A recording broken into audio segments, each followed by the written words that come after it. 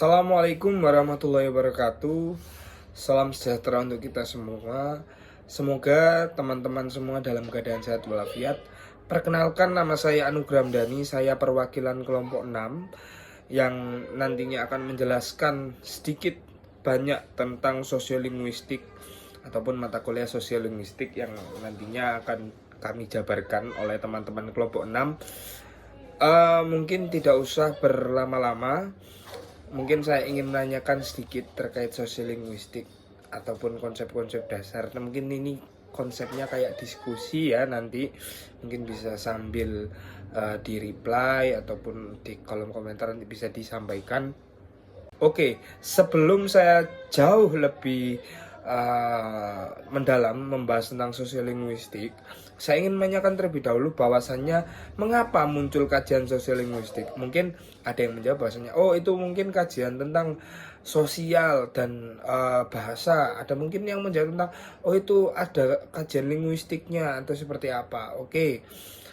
Tapi sebelumnya munculnya kajian sosiolinguistik ini sebagai kompensasi dari berkembangnya wawasan sudut pandang kajian bahasa terhadap kompleksitas persoalan kemasyarakatan dalam pemakaian bahasa. Jadi karena banyaknya atau kompleksnya persoalan dalam masyarakat, itu muncullah kajian sosiolinguistik seperti itu. Oke, selanjutnya sosiolinguistik. Apa sih sosiolinguistik itu? Sosiolinguistik ini merupakan kajian interdisipliner antara sosiologi dan juga linguistik. Nah, jadi ada dua, sosiologi dan linguistik. Nah, ini ada dua elaborasi ilmu rumpun, sosiologi dan linguistik. Nah, linguistik sendiri merupakan kajian terhadap bahasa. Oke, kajian terhadap bahasa ya.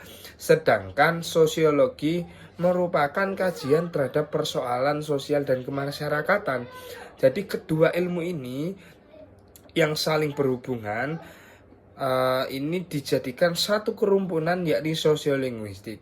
Nah, sosiolinguistik sendiri pengertiannya yakni sosiolinguistik adalah cabang ilmu linguistik yang bersifat interdisipliner dengan ilmu sosiologi, dengan objek penelitian hubungan antara bahasa dengan faktor sosial di dalam masyarakat. Jadi karena kemajemukan bahasa, karena kompleksitas bahasa itu sendiri, muncullah sosiolinguistik ini sebagai perumusan permasalahan dan ibaratnya pemecah aspek-aspek yang nantinya akan ada dalam permasalahan bahasa dalam masyarakat seperti itu. Oke, lanjut ya, kita lanjut. Oke, dalam aspek linguistik mesti terdapat ada beberapa hal ataupun fokus ataupun objek kajian sosiolinguistik. Nah, ada berapa kajiannya? Di sini ada 7. Ada 7 objek kajian sosiolinguistik. Yang pertama ada identitas sosial penutur. Nah, yang kedua ada sosial pendengar yang terlibat dalam proses komunikasi. Yang ketiga ada lingkungan tempat peristiwa tutur terjadi. Yang keempat analisis sinkronik dan diakronik dari dialek-dialek sosial. Yang kelima, penelitian sosial yang berbeda oleh penutur akan perilaku bentuk-bentuk ujaran.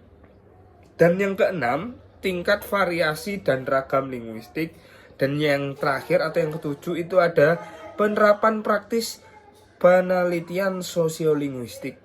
Nah, jadi objek kajian sosiolinguistik itu ada 7, teman-teman, bisa diingat tadi atau nanti bisa dilihat di PPT yang ada di sini ataupun di sini. Bisa dilihat ada 7 objeknya, objek kajian linguistik. Jadi fokusnya itu ada 7. Selain itu mungkin ada fokus-fokus lain dari sosiolinguistik.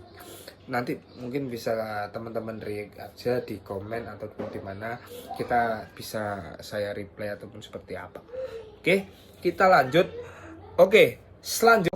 Selanjutnya adalah fokus kedua ya. Jadi tadi adalah fundamental ataupun dasar dari konsep sosiolinguistik. Sekarang hubungannya hubungan sosiolinguistik, hubungan antara sosiolinguistik, masyarakat, dan bahasa. Oke, sebelumnya ada 3 konsep bahasa yang dulu pernah disampaikan mungkin oleh Bapak Ibu dosen yang ada di kampus. Ada 3 konsep bahasa. Mungkin bisa diingat-ingat lagi apa ya? Mungkin clue-nya sedikit itu tentang role gitu lah. Ada role-nya, ada linknya juga. Oke, ada 3 ya. 3 istilah Saussure mengenai konsep bahasa ini ada 3, yakni yang pertama itu ada linkage. Linkage itu adalah bahasa secara umum sebagai sifat khas yang dimiliki manusia. Yang kedua ada language, adalah bahasa tertentu sebagai sebuah sistem. Dan yang ketiga ada parole, bahasa sebagai sebuah tuturan. Dan tiga konsep ini yang nantinya akan menjadi sebuah dasar dari hubungan antara masyarakat dan bahasa itu sendiri. Jadi setiap orang secara nyata itu memiliki kekhasannya sendiri-sendiri dalam berbahasa, ataupun berbahasa ini dalam konteks berbunyi, ngobrol, ataupun menulis, seperti itu.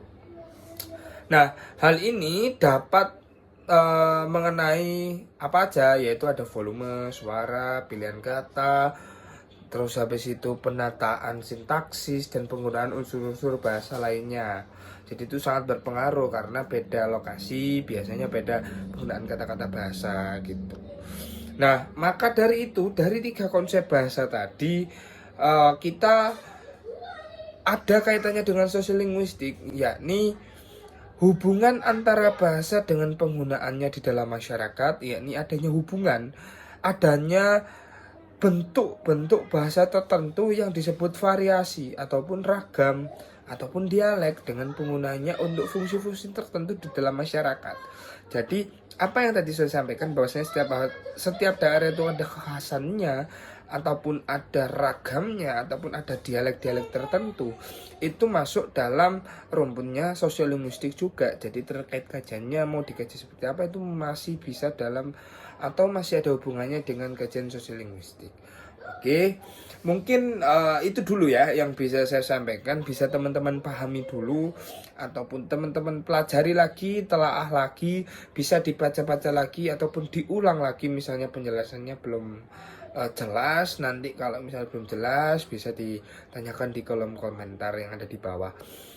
Mungkin dari saya cukup sekian dulu ya. Bisa nanti dilanjut sama ibu guru yang lain, ibu dosen yang lain. Mungkin nanti ada Ibu Cika dan Ibu Sahwa yang nantinya akan menyampaikan. Mungkin sekian dari saya, kurang lebihnya mohon maaf. Wassalamualaikum warahmatullahi wabarakatuh.